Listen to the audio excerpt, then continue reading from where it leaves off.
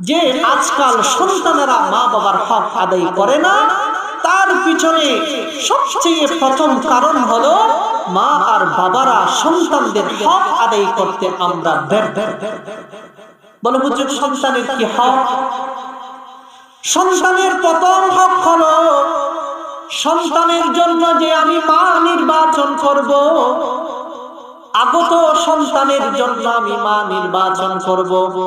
আল্লাহ রাসূল ওই সময় থেকে বলেন, বান্দা তুমি যদি কাঁঠাল গাছ থেকে আমের জন্য আশা করো তোমার বোকামি, আম গাছ থেকে কাঁঠালের আশা করা তোমার বোকামি, ঠিক কি ঠিক না?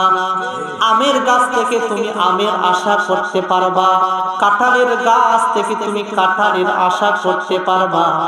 আল্লাহ রাসূল বলেন, তোমরা যখন নিজের পাত্রী নির্বাচন করতে যাও, সেখানে প্রথমে দেখি ওই মেয়ের বংশীয় মর্যাদা কেমন, দ্বিতীয় নাম্বারে দেখে মেয়ের সম্পদ, মেয়ের টাকা পয়সা, মেয়ের বাড়ি, মেয়ের মা বাবার অর্থ সম্পদ, জায়গা জমি কেমন, দেখে কি দেখে না। তিন নম্বরে দেখে মায়ের সৌন্দর্য, ওই মেয়ের রূপ, মেয়ের শারীরিক সৌন্দর্য, গঠন, এগুলো দেখে কি দেখে না। আল্লাহর রাসূল বলেন, এগুলো দেখার আগে তুমি একটা জিনিস দেখো, ওই মেয়ের ভিতরে শরীয়তের উপরে চলার জন্য তার ভিতরে যোগ্যতা কেমন, কেমন পর্দার বিধান মেনে চলে, কেমন কোরআন তেলাওয়াত করে, কেমন নামাজ পড়ে, কেমন রোজা রাখে, এসব আগে দেখার পরে তুমি ওই মেয়েকে নির্বাচন করো।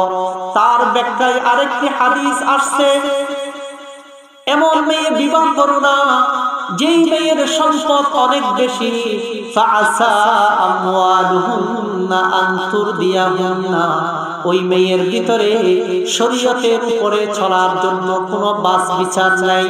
মেয়ের দিন মানে না, শরীয়ত মানে না, পর্দা মানে না, কিন্তু মেয়ের সম্পদ অনেক বেশি। ওই সম্পদ দেখে বান্দা যদি তুমি বিবাহ করো, ওই সম্পদ তোমাকে বিপদগামী করবে।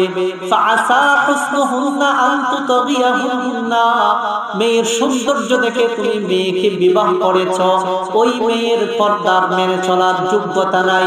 মেয়ে কোরআন পড়ে না, মেয়ে রোজা রাখে না, মেয়ে মা বাবার কথা মানে না, শরীয়ত অনুযায়ী চলে না। মেয়ের সৌন্দর্য দেখে তুমি যদি মেয়েকে বিবাহ করো, ওই মেয়ের সৌন্দর্য তোমাকে বিপদগামী করবে।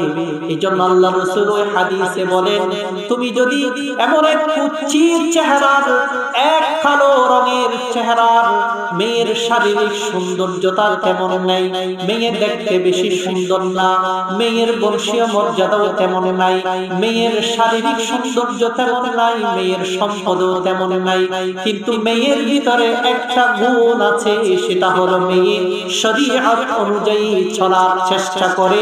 ওই মেয়েটা যদিও একটা দাসী হয়ে থাকে, একটা বাদী হয়ে থাকে, ওই গোলামের ঘরের মেয়ে, কুচ্ছিত চেহারার, কিন্তু তার ভিতরে একটাই যোগ্যতা আছে, শরীয়তের উপরে চলে, ওই মেয়ে তোমার জন্য ওই সব সম্পদশালী, রূপ, গুণবতী, সুন্দরী মহিলার চেয়ে অনেক বেশি তোমার জন্য শুভ হবে।